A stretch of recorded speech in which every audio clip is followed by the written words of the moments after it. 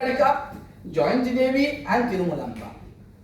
তার মধ্যে একমাত্র বিজয়া ভট্টারিকা একমাত্র প্রাচীনকালের একমাত্র মহিলা ড্রামাটিস্ট সংস্কৃতিতে। তিনি লিখছেন কৌমুদি মহোৎসব। কৌমুদি মহোৎসব was written by Vijaya Bhattarika, only known ancient Sanskrit dramatist in Sanskrit literature.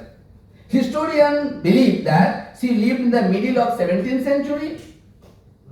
এই বিজয়ার নামে বিজ্জিকা বা বিজয়া ভট্টারিকার নামে অনেকগুলো মতদ্বৈত আছে।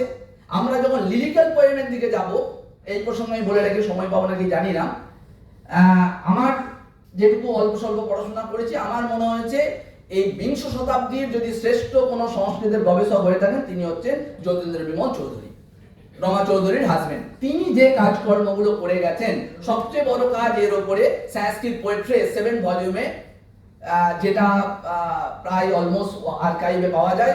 আমার ধারণা ওই বইটাকে এত গুরুত্বপূর্ণ তথ্য ওখানে রয়েছে, সেইটাকে রিপ্রিন্ট হওয়া উচিত, কিন্তু দুর্ভাগ্য সেগুলো কোনো রিপ্রিন্ট হয় না।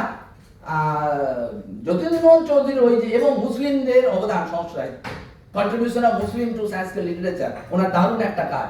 দ্রুত কাব্যের ওপরে এই যতীন্দ্র